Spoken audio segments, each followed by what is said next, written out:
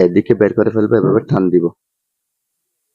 দেখেন টান দিছি, আমার 5টি বের হয়ে গেছে। এখন তাহলে আমাদের কাজ হবে, সামনে যেটা ম্যাগনেটের চুড়ি আছে, আমরা ম্যাগনেটের চুড়িটি গ্লাসটি খুলে ফেলবো।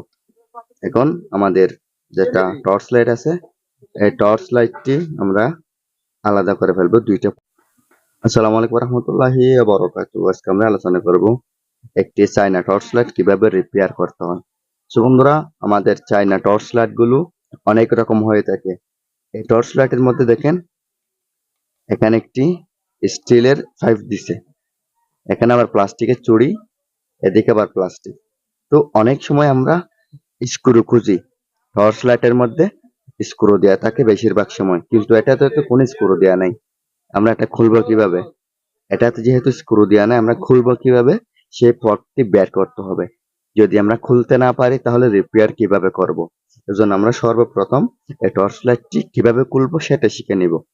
তাহলে এখানে একটি পেছনে চুড়ি দিয়ে আছে, এই চুড়িতে আমরা এভাবে খুলে ফেলবো আগে সর্বপ্রথম।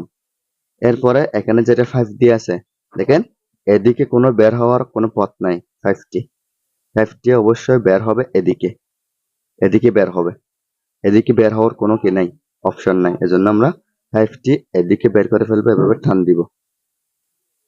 দেখেন টান দিছি, আমার 5টি বের হয়ে গেছে। এখন তাহলে আমাদের কাজ হবে, সামনে যেটা ম্যাগনেটের চুড়ি আছে, আমরা ম্যাগনেটের চুড়িটি গ্লাসটি খুলে ফেলবো। এখন আমাদের যেটা টর্চ লাইট আছে, এই টর্চ লাইটটি আমরা আলাদা করে ফেলবো দুইটা পার্ট। দেখেন টর্চ লাইটটি খুব সুন্দরভাবে খুলে গেছে। এখন আমরা আমাদের মন মতো রিপেয়ার করতে পারবো, কি সমস্যা হয়েছে সেটা যাচাই করতে পারবো। সো ভিউয়ার্স, এই টর্চ লাইটটিতে সুইচ দিলেও জ্বলতেছে না, মূল সমস্যা হয়েছে সেটা। সো বন্ধুরা, সমস্যা যেহেতু হয়েছে, আমরা একটা কাজ করব, সেটা হচ্ছে আগে সর্বপ্রথম ব্যাটারিটি এখান থেকে আলাদা করে নিব।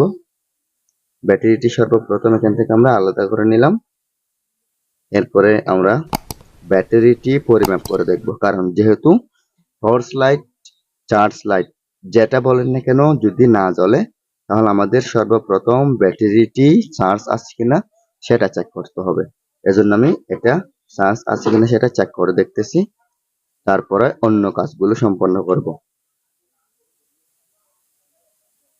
সো ভিউয়ার্স, দেখেন আমাদের এই টর্চ লাইটের মধ্যে চার্জ আছে যে একদম কম, কিন্তু চার্জ কম থাকার পরেও জ্বলার কথা, কিন্তু জ্বলতেছে না। যেহেতু তাহলে আমাদের সমস্যাটা মনে হয় ব্যাটারিতে হয়েছে।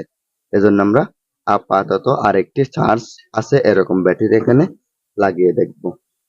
সো বন্ধুরা, আমরা এই ব্যাটারিটি এখানে লাগিয়ে দেখব, এটাতে চার্জ আছে এবং এটা খুব ভালো মানের একটি ব্যাটারি।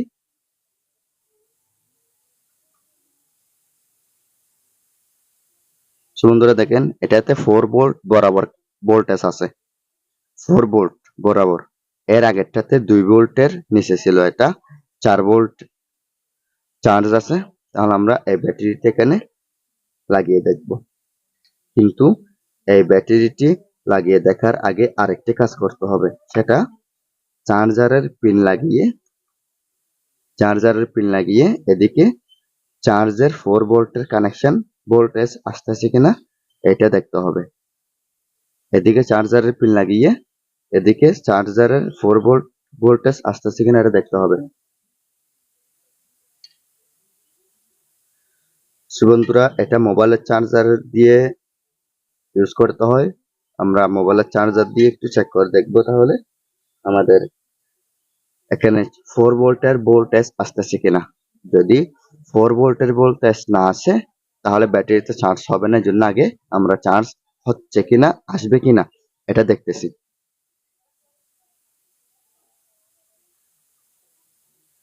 সো বন্ধুরা, এটা আমাদের একটি সেফটাপিন মোবাইলের চার্জার, এটা এখানে দিলাম।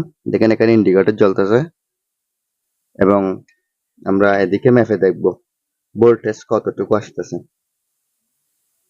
আবার এখানে আরেকটি কথা বলে রাখি, এখানে যেটা লাল তার আছে, এই লাল তারটা কিন্তু মাইনাস অপশন ব্যবহার করা হয়েছে। এই লাল তারের মধ্যে আপনারা সব সময় শুধু লাল তারের মধ্যে লাল হবে এটা মনে করবেন না।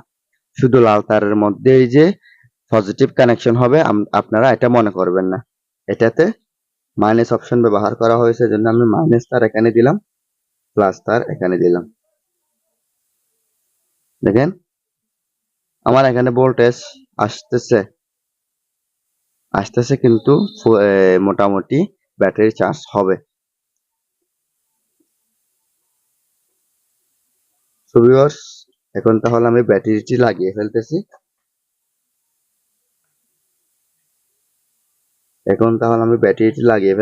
কারণ এখানে আমাদের ব্যাটারির সমস্যা হয়েছে মতো লাগতেছে, জন্য আমি ব্যাটারিটি লাগিয়ে টর্চ লাইট জ্বলতেছে কিনা এটা দেখবো।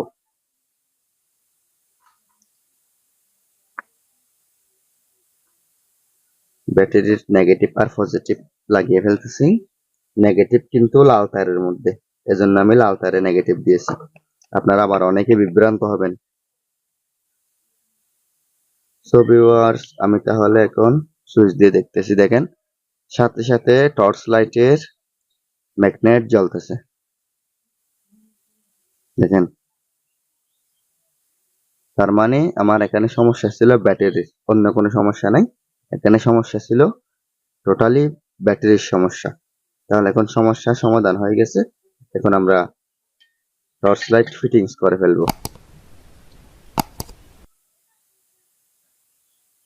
আমরা টর্চ লাইটটি ফিটিংস করে ফেলতেছি, এবং এখানে যেটা সার্কিট আছে এই সার্কিটটাও ঠিক জায়গায় বসিয়ে দিচ্ছি।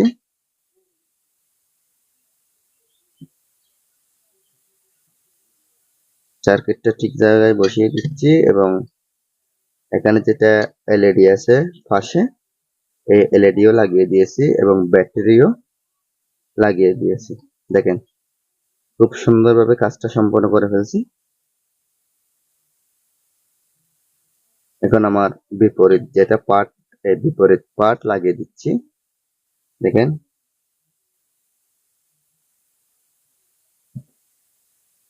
বিপরীত পার্ট ঠিক এভাবে আমরা এখানে লাগিয়ে দিব, যেভাবে খুলছিলাম।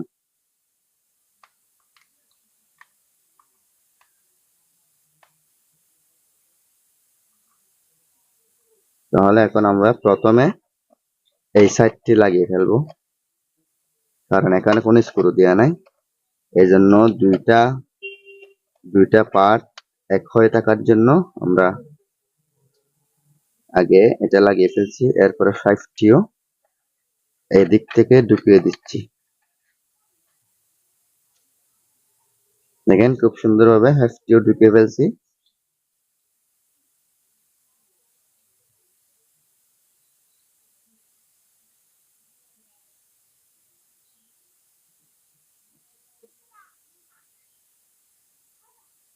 এখন আমার পিছনের সাইডে যেটা চুড়ি এটাও লাগিয়ে দিচ্ছি। দেখেন খুব সুন্দরভাবে আমার টর্চ লাইটটি রিপেয়ার হয়ে গেছে। সো বন্ধুরা, ভিডিওটি যদি ভালো লাগে লাইক, কমেন্ট এন্ড শেয়ার করবেন। আমার চ্যানেলটি সাবস্ক্রাইব করে পাশে থাকা বেল বাটনটি অন করে দিবেন।